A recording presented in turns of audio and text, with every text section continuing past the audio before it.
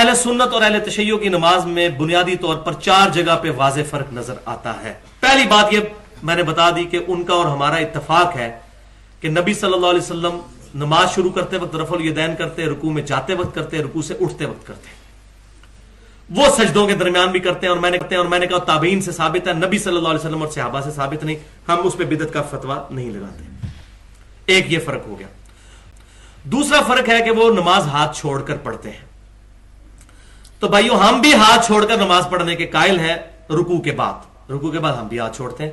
یہ رکن ہم بھی ادا کرتے ہیں الحمدللہ. ایسا نہیں کہ یہ رکن کہ ہم قائل نہیں ہیں، لیکن وہ رکوع سے پہلے بھی ہاتھ چھوڑتے ہیں. اور اہل سنت کی کتابوں میں ایک صحابی ایسے ہیں جو بڑے قریبی ہیں خلفائے راشدین کے اور سیدنا ابو بکر صدیق رضی اللہ تعالیٰ عنہ کے نواسے ہیں، عبداللہ بن زبیر. ان سے صحیح سند کے ساتھ المصنف ابن ابی شیبہ میں پورا ایک چیپٹر ہے ان لوگوں کا بیان کہ جو ہاتھ چھوڑ کر نماز پڑھتے تھے. 3950 نمبر روایت ہے انٹرنیشنل نمبرنگ کے مطابق المصنف ابن ابی شیبہ میں. پہلے وہ لے کر آئے کہ جو ہاتھ باندھ کر نماز پڑھتے تھے، پھر اس کے بعد ہاتھ چھوڑ کر. تو اس میں ابن زبیر رضی اللہ تعالیٰ عنہ کا موجود ہے کہ وہ ہاتھ چھوڑ کر نماز پڑھا کرتے تھے. تو چونکہ یہ صحابی سے ثابت ہو گیا، لہٰذا ہم اس کو اب بدعت نہیں کہہ سکتے. صحابی پر بدعت کا فتویٰ نہیں لگ سکتا.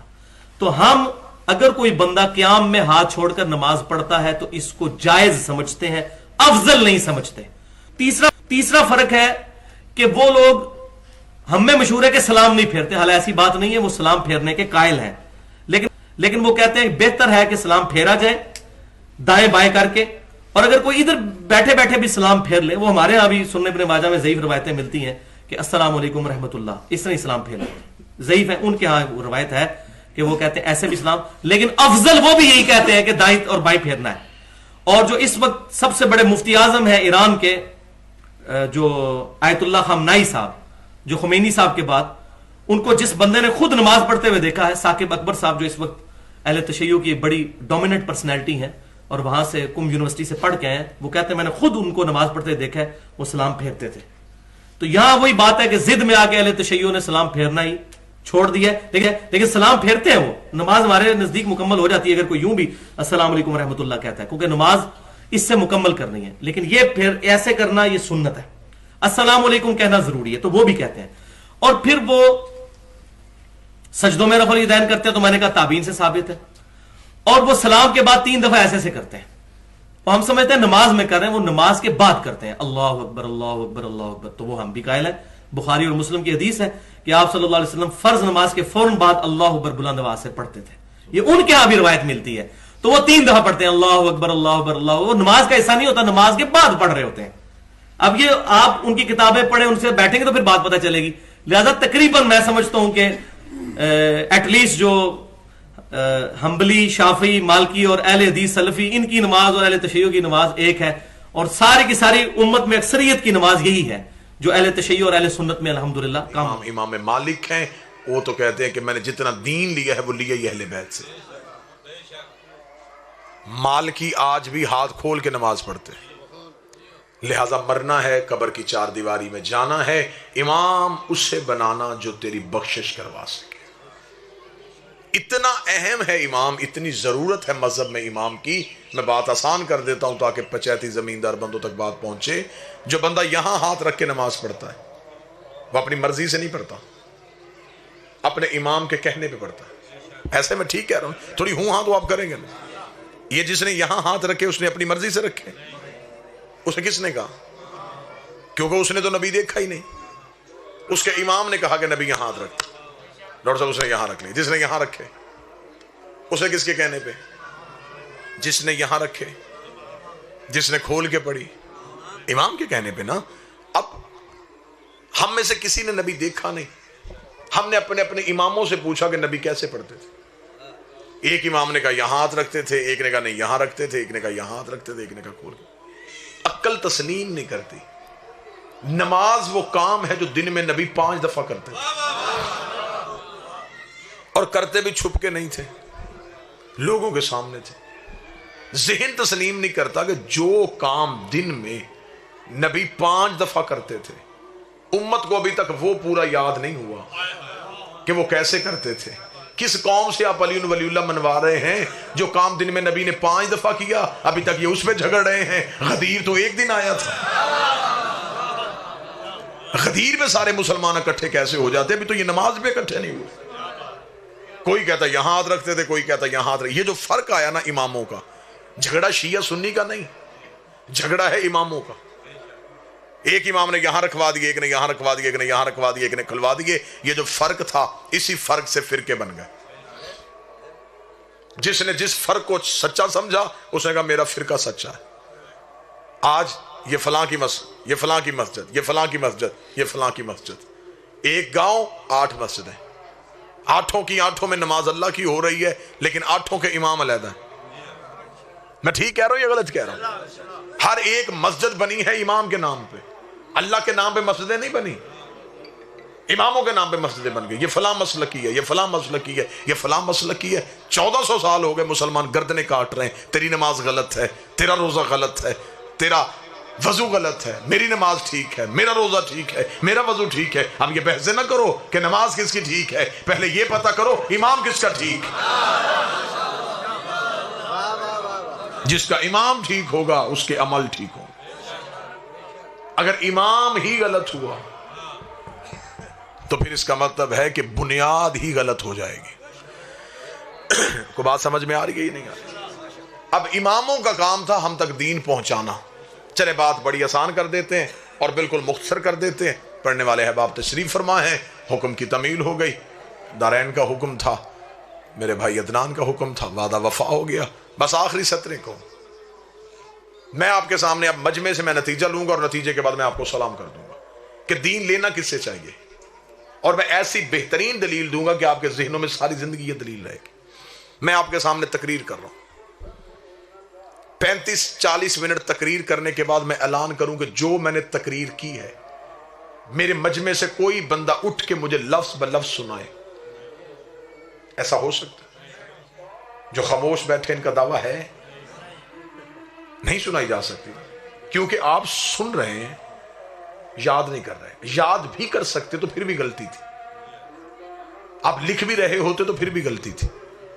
لہجے کی روانی وہ نہیں ہے، لفظوں کی ترتیب وہ نہیں ہے، الفاظ کا استعمال وہ نہیں ہے. ایسا ہی ہے. میں 35 منٹ تقریر کروں تو اتنے بندے بھول سکتے ہیں اور اگلے لمحے پہ بھول سکتے ہیں. میں اس سے سادہ دلیل اور اس سے آسان مثال میں نہیں دے سکتا. مجھ جیسے طالب علم کی 35 منٹ کی تقریر اتنے پڑھے لکھے بندوں کو یاد نہیں ہو سکتی، تو نبی کی 23 سال کی تبلیغ چند دن پہلے بت چھوڑنے والے بندوں کو یاد کیسے ہو؟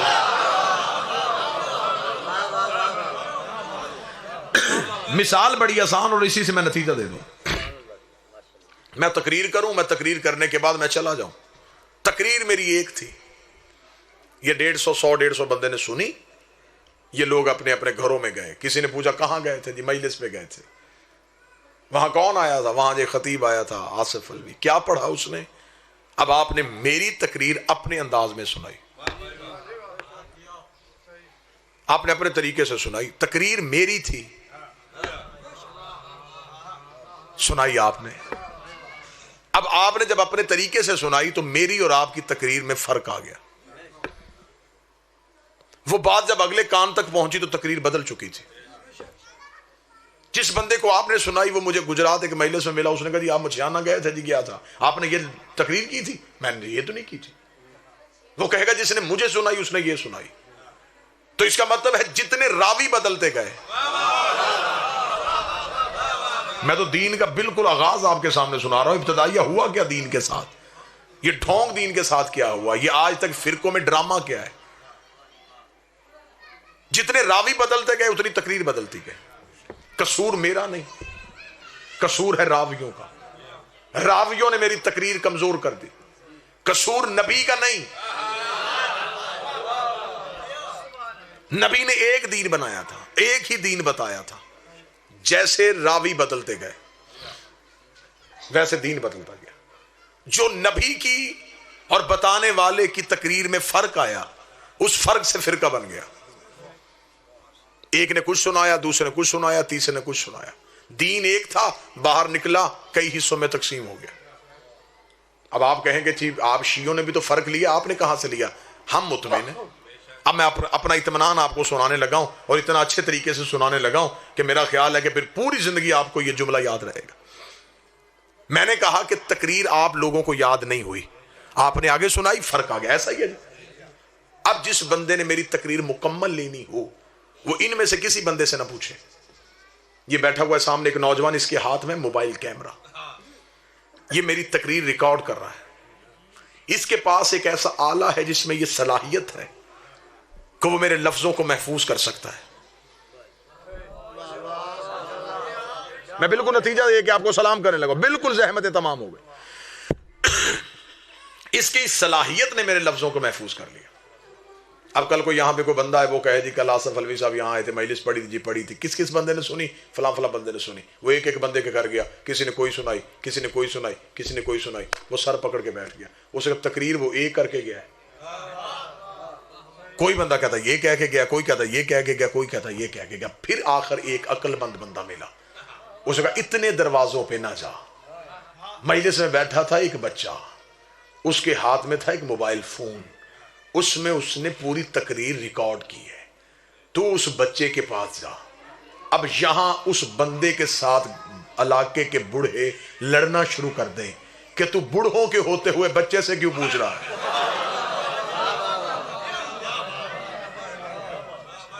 جب اتنے باشعور باریش بزرگ مجلس میں بیٹھے تھے, وہ کہے گا میں ان بزرگوں کو کیا کروں جن کو تقریر ہی یاد نہیں.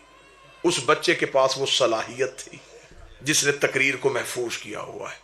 اگر وہ بندہ اس موبائل فون کو محفوظ کر لے, 25 سال کے بعد بھی اسے آن کرے, میں ویسے ہی بولنا شروع کر دوں گا جیسے اب بول رہا ہوں. نہ لہجہ بدلا, نہ لفظ بدلے, نہ جملے بدلے, نہ تقریر بدلی, نہ ماحول بدلا, ہر چیز دوبارہ پھر وہیں کی وہیں تازہ ہو گئی. مجھے عزت قرآن کی قسم ہے, ہمیں گالیاں دے لو, ہمیں دیواروں پہ کافر لکھ دو, ہم شیعوں کو مشرک کہہ دو, ہم بڑے مطمئن ہیں دین کے معاملے میں. ہم نے دین بادشاہت سے نہیں لیا, ہم نے دین لیا ہے امامت سے. نبوت بول رہی تھی, امامت محفوظ کر رہی تھی. نبوت بول رہی تھی, امامت محفوظ کر رہی تھی. 25 سال کے بعد علی نے آ کے مدینے کی مسجد میں نماز پڑھائی تو اندھے صحابی نے چیخ مار کے کہا آج محمد والی نماز یاد آئے.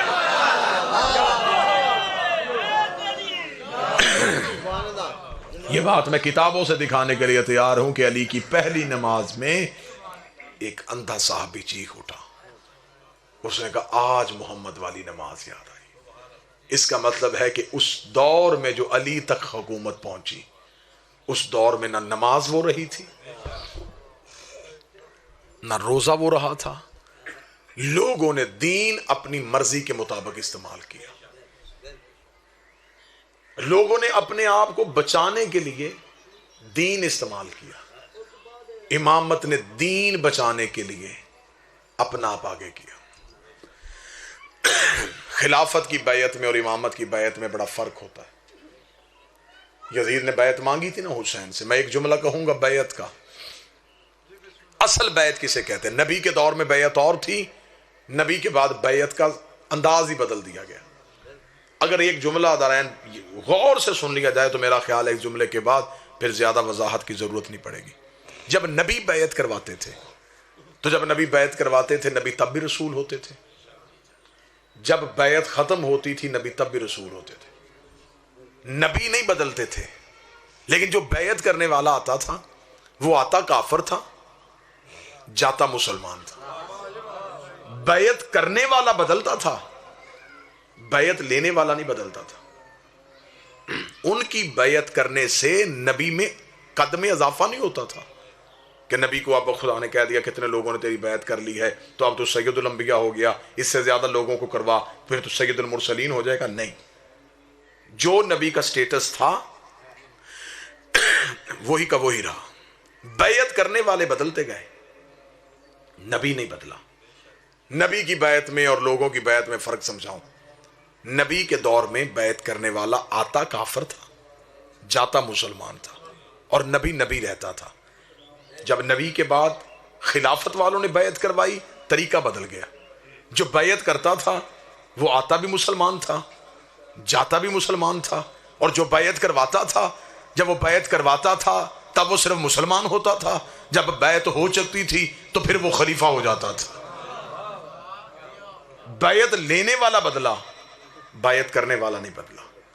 نبی کے دور میں بیعت کروانے والا نہیں بدلا، بیعت کرنے والا بدلا۔ لوگوں نے دین کو بادشاہت سمجھ لیا، لوگوں نے دین کو حکومت سمجھ لیا، انہوں نے حکومت کی خاطر مذہب قبول کیا تھا، لیکن آل محمد نے ہر دور میں دین بچانے کے لیے قربانی دی۔ یہی تو وجہ ہے کہ جب بیٹے ختم ہو گئے تو پھر بیٹیاں بازاروں میں آ گئیں۔